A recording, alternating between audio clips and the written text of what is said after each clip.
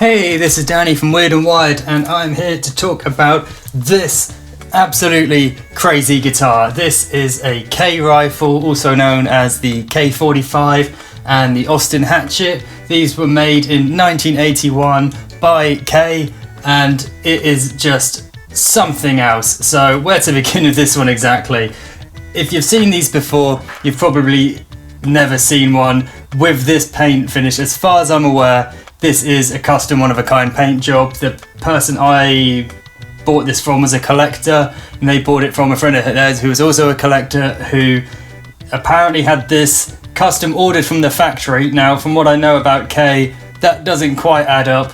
But hey, maybe you worked for K in 1981 and you remember making this, or maybe you're the person who done this spray job. Let us know, get in touch. But otherwise, I'm going to go ahead and assume that this was like all others and someone has had this paint job custom done, and it's just absolutely one of a kind, for lack of a better term.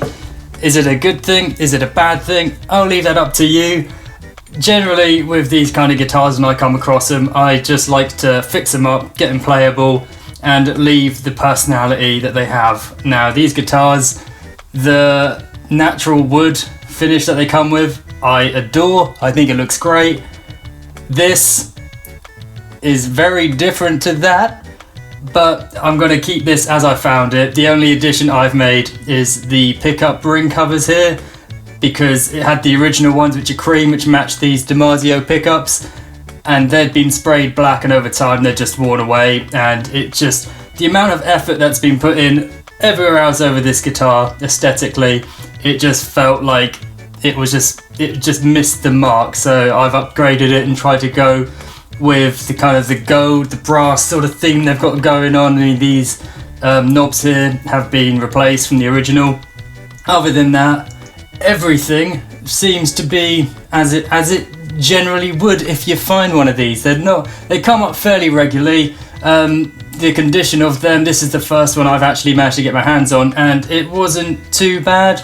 Obviously, it's been kept on someone's wall, and before that it was kept on another person's wall, and before that, who knows. That's the great thing about these old guitars, they have such a history, and we'll never know about them altogether, that's kind of part of my intrigue in all of this. But let's get down to business. We've got a brass nut at the top here, this crazy looking headstock. I don't even know what shape you would call that. I don't know what shape you'd call any of the things on here. Other than that, you got these great 3-dot inlays here, just the 2 dots on the 12th. Otherwise, you're probably gonna get lost. I mean, you could look at this thing and get very lost very quickly for a very long time. And I mean, tone-wise, this thing is phenomenal. There's such choice for what is meant to be a minimalist traveller guitar.